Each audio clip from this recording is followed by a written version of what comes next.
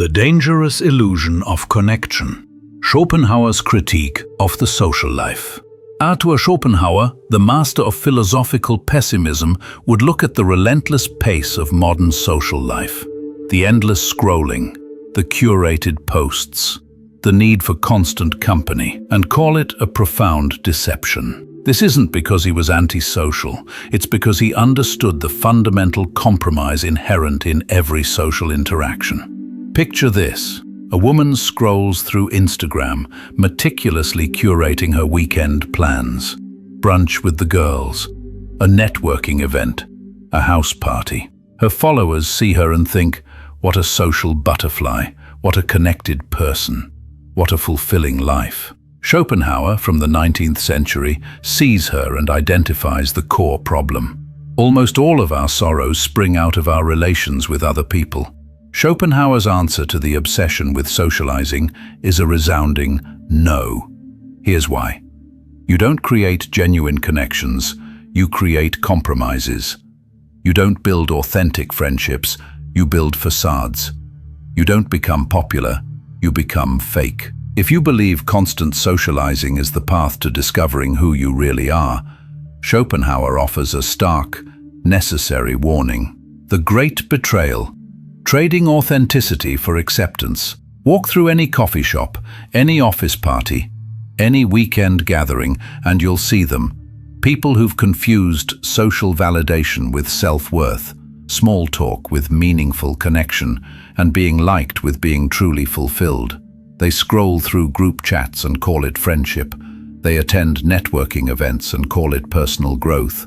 They sacrifice their quiet, regenerative evenings for loud, draining parties and call it living. Schopenhauer thinks otherwise. All society necessarily involves, as the first condition of its existence, mutual accommodation and restraint upon the part of its members. These people are drowning in what Schopenhauer saw as humanity's greatest illusion. They think they're being social by conscious choice, when, in reality, they're merely following the herd instinct that controls them. Here is the brutal truth. Every interaction they have is a transaction. They trade their authenticity for acceptance. They exchange their inner peace for outer approval. They surrender their true, complex selves for the temporary, shallow comfort of belonging.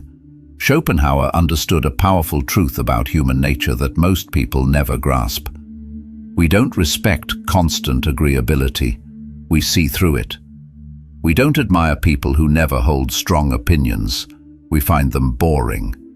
We don't trust those who always say yes. We question their motives. And this critical misunderstanding leads to the first big mistake. The social butterfly mistakes their performance for their personality. These people are victims of what Schopenhauer called the most sophisticated deception in human existence. They believe they chose to socialize when, in reality, social conditioning shows for them. Every person watching this performance is making hidden calculations. The sharp-minded spot the mask, the truly wise see the prison behind it, and the enlightened step away altogether into the liberating freedom of solitude. Schopenhauer had a foundational principle for this. A man can be himself only so long as he is alone, and if he does not love solitude, he will not love freedom. The modern socialite constantly violates this. She fills every quiet hour with chatter, drowns silence in noise, and trades her own sovereign mind for the fleeting comfort of the crowd. She transforms her very existence into an exhausting performance for others. And when the reality of lost time hits, it hits hard. Lost wealth may be replaced by industry, lost knowledge by study, lost health by temperance or medicine, but lost time is gone forever. Most people don't approach social life with philosophical rigor. They approach it with impulsive habit. They get swept away by the mere thrill of company and forget to ask the deeper, critical questions. Do I actually value these conversations, or am I just terrified of the silence? Am I strengthening my mind, or am I dulling it with gossip and noise? Have I considered what parts of myself I trade away just to fit in? Is this choice truly my own? Every social decision, Schopenhauer suggests, is a philosophical choice where you can only lose your freedom. At best, the crowd merely entertains you while your precious time slips away unnoticed. At worst, it systematically drains you and leaves you wondering why you surrendered your limited life force to it. The blindness of distraction, the theft of time and focus. Here is the unsettling reality about our compulsion to socialize. It doesn't care about your clarity of thought. It has zero interest in your independence. It compulsively pulls you into noise, distracts you with triviality, and by the time you notice, your inner life is already fatally compromised. Ordinary people think merely how they shall spend their time. A man of talent tries to use it. Schopenhauer understood that solitude and self-mastery are utterly inseparable. The very moment you surrender your valuable hours to the noise of others, you stop being fully present to your own mind's work.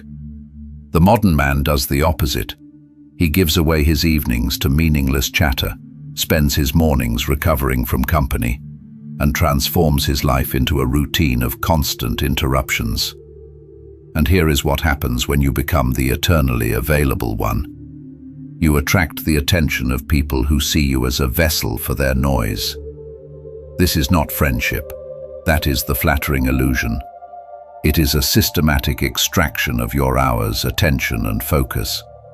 They don't come for your wisdom. They come for your easily available presence. They don't value your silence.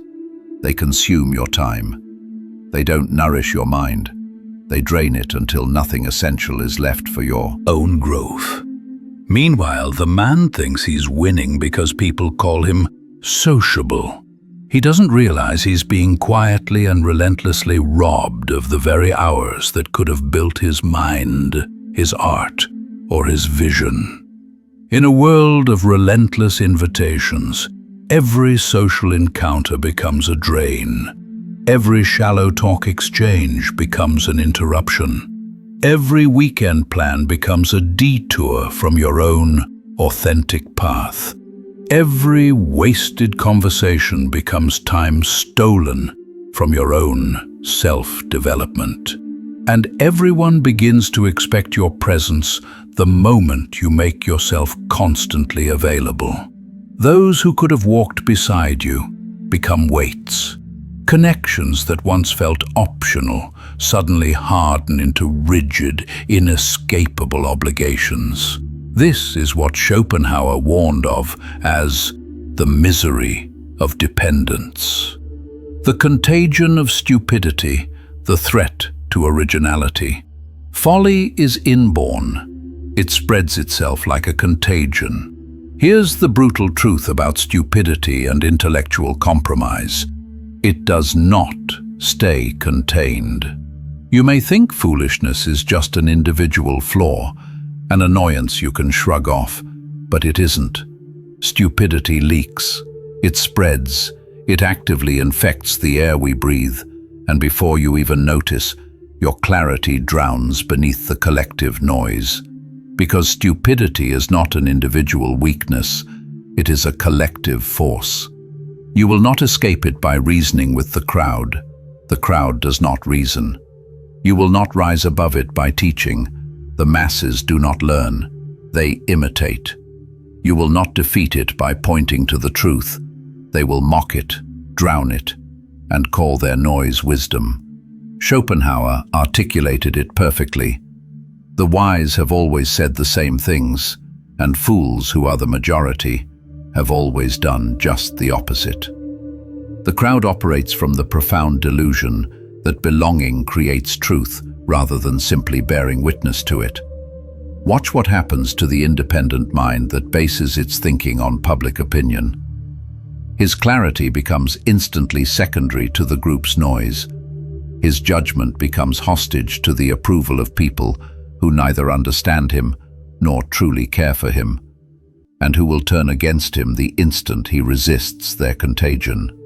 The assumption that the crowd will provide wisdom is the inversion of all philosophical truth. Real clarity comes from solitude, not society. Authentic insight comes from thinking for yourself, not echoing the noise of others. And this matters in brutally practical terms. The crowd will not think for you, it will think for itself. It will endlessly drift from one fashionable opinion to the next, chasing noise and avoiding stillness. The period of feeling included lasts a mere moment. The period of living with borrowed stupidity lasts a lifetime. So, you trade your independence for approval, your clarity for comfort, all in the hope of gaining a sense of belonging that vanishes the instant you disagree. The best part of a man's life is the time he spends alone. Most so-called friends are merely acquaintances who systematically use friendship as a mask for self-interest and the relief of their own anxiety. Schopenhauer understood that what we call the joy of friendship is really just temporary relief from the anxiety of loneliness, an anxiety that society artificially creates and then conveniently offers companionship as the only cure. But here is the social reality that demolishes the friendship fantasy. Friends do not complete you emotionally. They constrain you systematically, not just in time, but in your freedom, your judgment, and your potential for authenticity. The cost of so-called friendships goes far beyond just time. They create what social theorists call expectation traps. Each promise and obligation relentlessly narrows your options. You can't relocate without leaving people behind. You can't change routines radically because others depend on your presence. You can't take the necessary creative risks that might upset the delicate, fragile balance of your relationships. The independent man preserves what Schopenhauer prized most: autonomy, the freedom to walk away when circumstances change, the ability to pursue ideas or paths that genuinely excite him, the absolute choice to prioritize his personal growth over shallow social obligation. This is not an indulgence. It is a matter of reason. If life is to be lived with deliberate choice rather than automatic habit, then safeguarding your independence is a fundamental responsibility. The sovereignty of the mind, solitude as true freedom. It is difficult to find happiness within oneself, but it is impossible to find it anywhere else. Schopenhauer understood that most of our desires aren't genuinely our own. They are implanted by social forces that ruthlessly benefit from our dependence, even when it actively harms us. And nowhere is this profound truth more obvious than in the relentless pressure to constantly seek company and external approval. The world thrives on minds that conform, that seek constant approval, that defer their own original insight for the comfort of the collective. It desperately needs individuals distracted by chatter, obligation, and social expectation. It needs people who surrender solitude, the only space where original thought can truly flourish. As Schopenhauer might put it, a man who depends on the approval of others for his happiness is a slave. He has surrendered his will to the world. The person who chases constant company, who lives merely to please or be admired, isn't making a conscious choice. He's executing society's pre-written programming. He becomes a simple copy of the collective, relentlessly surrendering his own mind rather than cultivating original, independent thought. The genuinely reflective mind challenges the rules everyone else takes for granted. Must I constantly seek approval to feel secure? What, if anything, do I truly gain from bending to others' expectations? Prioritize thought over approval. Signify the cultivation of your own mind over the demands of the crowd. Choose the freedom to create and reflect rather than surrendering your ideas to social pressure. Solitude is the soil in which genius thrives. The greatest of all pleasures, Schopenhauer argued, is to be independent of others, for then the mind is finally free to follow its own true course. But the dependent mind has only one focus: other people's opinions. Every choice feels like it must be defended. Every idea seems to require approval. Every opportunity is measured against how others will perceive or react to it. The reflective mind, through solitude, maintains multiple centers of focus, nurturing personal growth, exploring knowledge, engaging in creative work. This variety of focus is what makes someone truly wise, not because they are selfish, but because they pay attention to the full picture of their own being. The more a man is master of himself, the less he is the slave of others. In the end, the ultimate strength of the self comes from living on your own terms. In the quiet recesses of solitude, the self reveals its true, powerful nature. As Schopenhauer insightfully noted, if he does not love solitude, he will not love freedom. This journey inward is both a radical rebellion against the conformist pressures of society and a revelation of the boundless, sovereign potential that lies within. It is a continuous exploration, where each moment of intentional solitude contributes to the unfolding narrative of who you truly are. The mind thrives not when it bends to the expectations of others, but when it claims the quiet of its own space. True strength is revealed in the clarity of your thought, the independence of your actions, and the freedom to cultivate your own ideas. In the end, solitude is not a void to be feared. It is the ultimate, necessary source of intellectual sovereignty. The choice is simple: remain a social slave, or claim the power of your own mind. The view from your own independent path may be lonely, but it is the only view that is truly free.